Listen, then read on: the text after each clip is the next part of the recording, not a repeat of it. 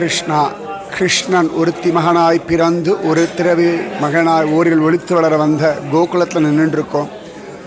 இந்த இடத்துக்கு பேரே அழகா 84 ஸ்தம்பங்களோடு இருக்கும்படியான நந்தகோபருடைய திருமாளிகை, விஸ்வகர்மா கட்டின திருமாளிகை.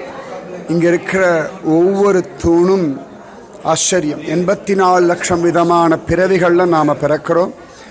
இந்த ஒவ்வொரு தூண்லையும் நம்ம ஒரு பிரதட்சணம் பண்ணிட்டோம் அப்படின்னா நிச்சயமாக இனிமேல் 84 லட்சம் பிறவிகள் கிடையாது.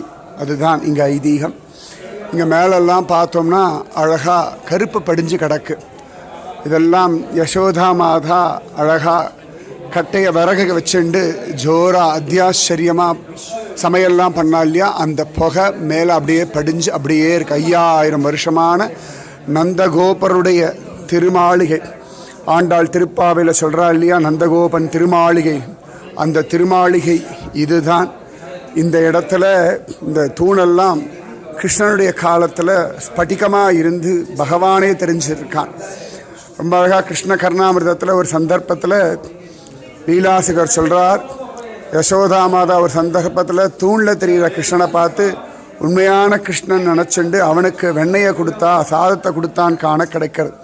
இந்த ஒவ்வொரு தூண்லையும் 33 கோடி தேவர்கள் ஒளிஞ்சின்றிருக்கா. இந்த தூணில் காது வச்சு கேட்டோம்னா கிருஷ்ணன் சிரிக்கிற சப்தமெல்லாம் கேட்கறது அப்படின்னு ஆனந்தமாக அனுபவிக்கிற பக்தர்கள். கிருஷ்ணன் வெண்ணெயெல்லாம் சாப்பிட்டுட்டு கையை அப்படி இப்படி துடைப்பானாம்.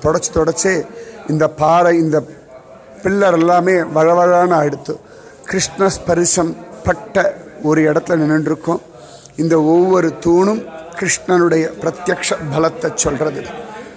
ஆச்சரியமான நந்தபவனம், கிருஷ்ணனுடையதான நந்தபவனம், அத்தியாச்சரியமான நந்தபவனம். வசுதேவர் கிருஷ்ணனை கொண்டு வந்து விட்ட இடம் இதுதான்.